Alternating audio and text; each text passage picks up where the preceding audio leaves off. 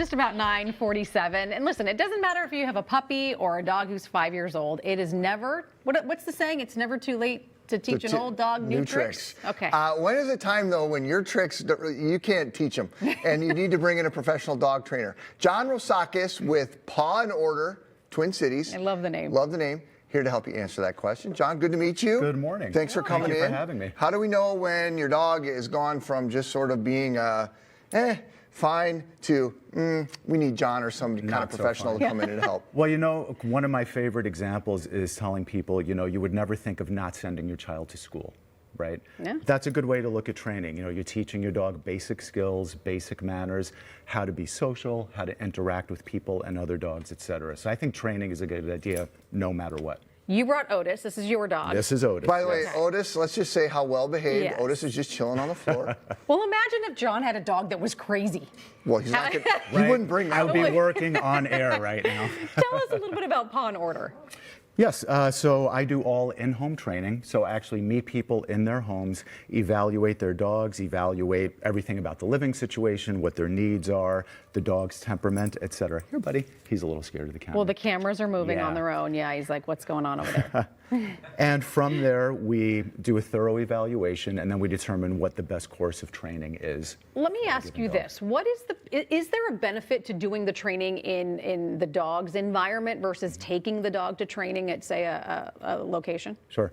I think there are many distinct advantages. You know, the dog is comfortable in their home. Mm-hmm. You know, when I come in, I can just sort of see right away how the dog is behaving, how people are interacting with the dog.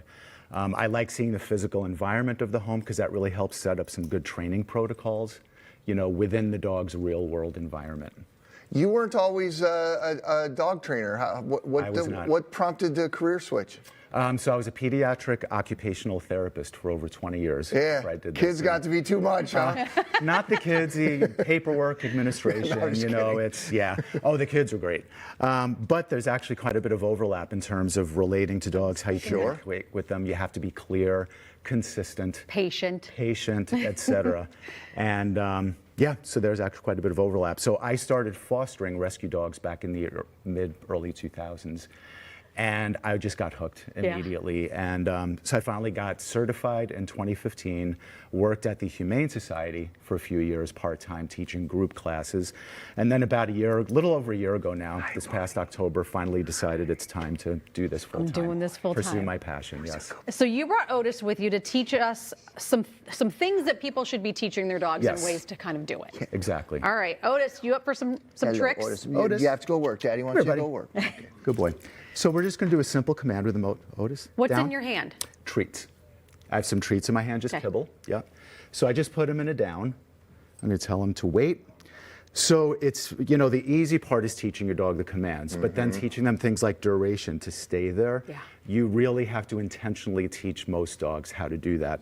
So if I ask him to wait, and I might do something like a little distraction, like a piece of paper on the floor, he hasn't moved. So I'll pick it up, mark and reward, good boy. And then you use a release word to let him know that he's done working. I use the word break, and he gets up and he's all what a done good working. buddy. Wow. Yeah. So I noticed you're using the words, but you're also using hand signals. Correct. Do you always do that for every command? Not always, but given this is a new environment, Yeah. and he's maybe a little bit leery still, I like pairing both of them just to make sure he's understanding. Hearing and seeing. Exactly. Makes yeah. sense. For somebody who who has the dog at home and they want to just sort of start pushing the boundaries a little bit of their training, what are some things that you could think of for them to do with the dog? Well, it would depend largely on what the dog knows already, right? So I'd say just to start, you could start teaching basic commands, you know, sit or down are two really good ones. Yeah. What's key is being really consistent in your communication with the dog. So let's say you name the command down, then forevermore after that, that is the word. You're teaching your dog a new language. I think that's a really good way of thinking about dog training. Sure. We're teaching dogs our words and what they mean. So when you teach a dog a given command is called this. If you call it something else, your dog is not going to understand what Yeah. you're saying. So that's something I coach my clients on quite a bit. So you're not just coaching the animals, you're coaching the No, clients it's too. probably more so Yeah. coaching and training the clients. Because, you know, they're going to work on the training when I leave. Yeah. You know, so when I walk out the door, I want to make sure they have all the tools they need to be successful. If someone brings a pet into their home and they think, you know what, I'm going to read a book or I'm going to go online and follow a blog or whatever and do my own training, and it just isn't sticking, like how do you know when it's time to bring someone like you into the mix? I'd say when, if they've gone that route and they're just not having any success, then is a good time to bring a trainer in. There's a lot of information online, as with anything, right? Yeah, some for of it is sure. good, some of it not so much. So, some dogs, teaching the basics, if your dog is of a temperament where they'll pick it up quickly, then you're fine. If not, then I think it would be a good time to bring in a trainer. It's okay. Are there Just any the red camera. flags, like when you're training? It's okay. Red flags in training. I'd say going back to what I just mentioned, the consistency is a big one. Yeah. I will often come in and I'll hear people say, my dog just isn't listening to me. It's like, well, can you demonstrate for me? Okay, sit, down, wait. Like, just give your dog one command Yeah. at a time. Yeah, that's right? a lot. We have to be sort of slow and methodical and very consistent.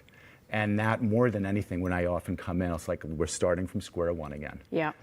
And the good Yes. news is you can teach an old dog new tricks. So even if Absolutely. you don't have a puppy, if you're adopting an older dog, Absolutely, yes. they can learn just the same. I have fostered many adult and senior dogs, and it takes a little longer, like us, right? Yeah. If we learn a new skill, I'm For older sure. than you, I'm sure, and it'll take a little longer, but it's absolutely possible. John, thank you. Nice Thank to meet you you. very Thanks, much. Otis. You're a good boy. Yes, you are a good It's like, boy. if you could just not move that camera again, I'll be good. We will post a link, by the way, to Paw and Order Twin Cities right on our website at minnesotalive.com. You can connect with John there. Quick live look this morning, Bowstring Lake in Deer River. More Minnesota Live right after this.